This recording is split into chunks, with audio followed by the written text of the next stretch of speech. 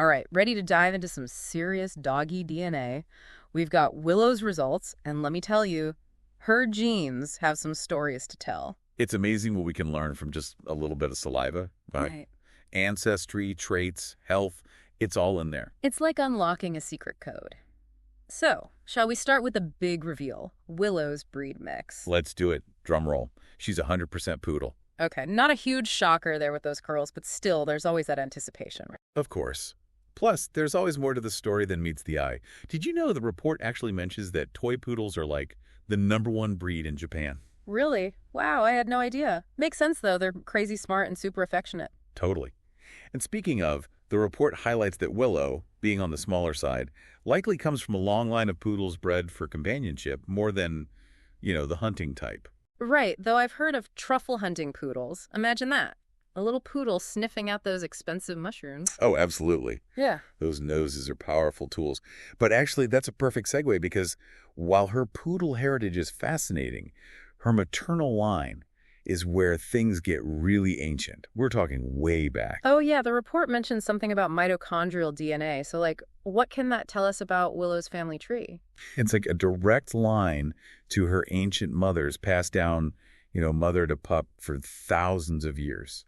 It can tell us where her ancestors came from, what groups they belong to. So it's not just about what breed she is, but where those breeds originated from. Exactly. And in Willow's case, her haplogroup, A1B, well, it links her to the very first domesticated dogs. No way. Seriously, the very first ones. What are we talking about? How far back? We're talking Central Asia, around 15,000 years ago. 15,000. Wow. Okay, my mind is officially blown. So Willow's family tree goes back to the very beginning of dog domestication.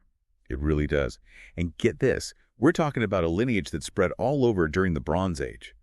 There are fossils with this same haplogroup, evidence these dogs were in the Middle East, Southern Europe. So they were like little four-legged historians carrying this genetic tale with them everywhere they went. And that journey continued. By the end of the Bronze Age, they were all over Europe, and then, colonial voyages happened, and those dogs came to the Americas, spreading their genes even further. It's incredible, really. That is wild. So many different breeds today connected to this one ancient lineage. Talk about a family reunion. Right. It really puts things into perspective. But hey, speaking of fascinating family traits, let's talk about that beautiful apricot coat. Oh, yes. That color is just gorgeous. Okay, so the report mentioned a bunch of genes and loci, and I'll admit it's a little over my head. Can we break that down? Absolutely. Think of loci like street addresses on a chromosome and alleles, like the different houses at those addresses, and each house is a different version of a gene.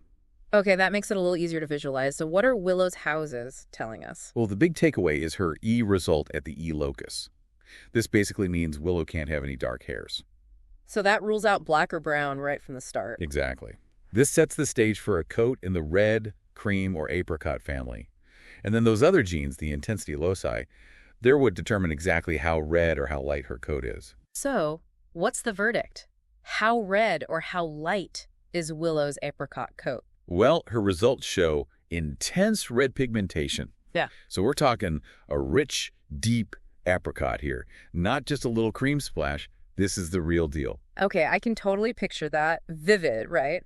Now, what about any patterns? The report mentioned brindle, merle. I mean, I can't imagine a brindle poodle. It's pretty rare in poodles. And yeah, Willow's results rule those patterns out. She's a solid apricot beauty through and through. I love that we're piecing together all these clues about her from just these little genetic markers, It really is fascinating. It is. But her genes tell us about more than just her coat, right? Huh? What about those adorable little eyebrows?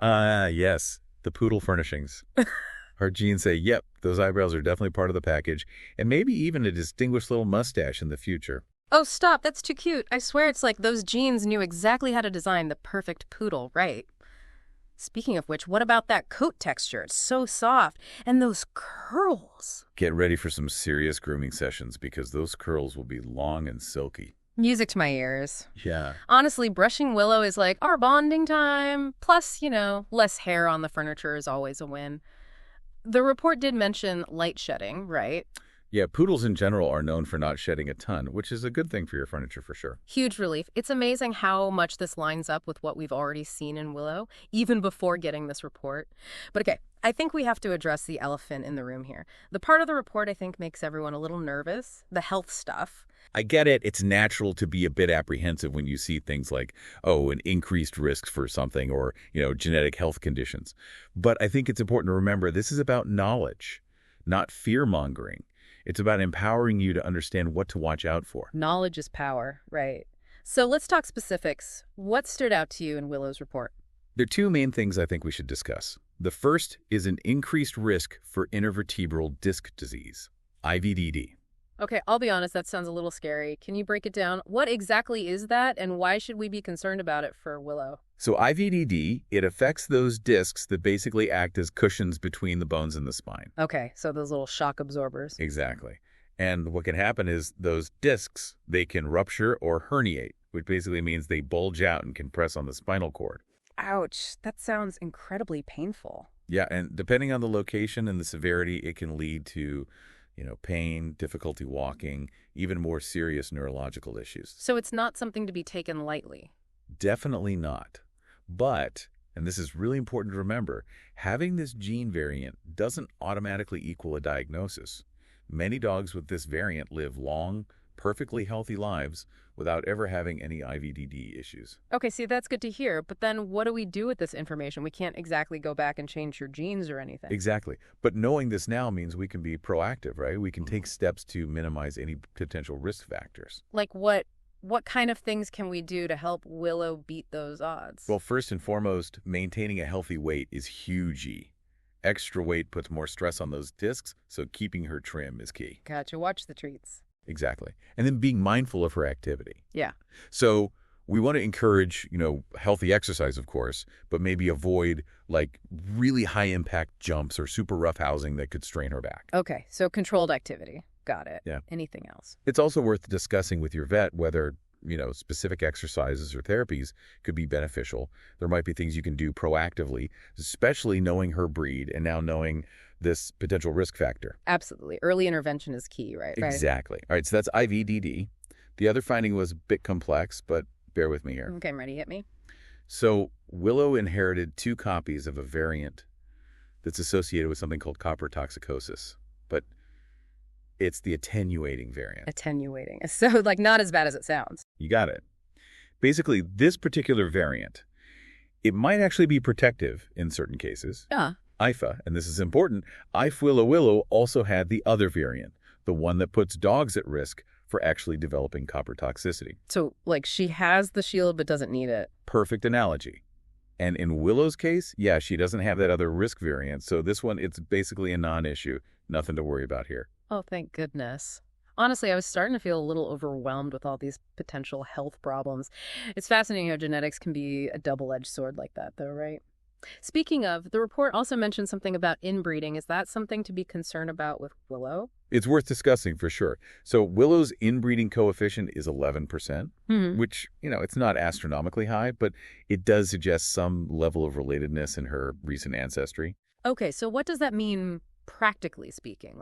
What should we be watching out for? Well, think of it this way. A diverse gene pool is like having a really well-stocked emergency kit, right?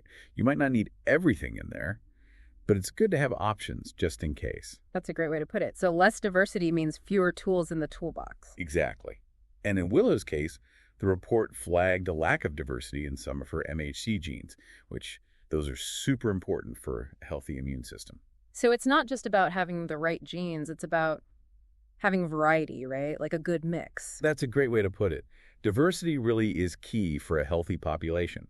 And for an individual dog like Willow, it's about having that range of defenses, It's like you don't want to put all your eggs in one basket, genetically speaking. So, okay, back to Willow. This lack of diversity in her MHC genes, it doesn't automatically mean she's going to have immune system problems, right? Right. It doesn't mean she's destined for problems, but it's definitely something to be mindful of. Just another piece of the puzzle when we're thinking about her overall health. It's amazing how much we can learn from these tests. I mean, we've gone from ancient dog history to the specifics of Willow's apricot coat, and now even her potential health risks. It really shows how powerful genetics can be. and how much more there is to learn about our dogs than we ever realize. Absolutely. And for me, the biggest takeaway is that knowledge is power. Knowing this stuff, it doesn't have to be scary. It's about being informed so you can be the best advocate for your pup. I couldn't agree more. It's not about being defined by these results, but empowered by them. Exactly. Well, this has been an incredible deep dive into Willow's DNA. I know I've learned a ton. Me too. And the exciting thing is, this is really just the beginning. With all the research being done, who knows what else we'll discover about our dogs in the future? It's pretty amazing to think about. As we wrap up here, is there one key takeaway you hope our listener walks away with? I think it's this. Willow's DNA, just like every dog's DNA, it tells a story. A story of her ancestry, her unique traits, and yes, even potential health concerns. But ultimately, that's just one part of her story.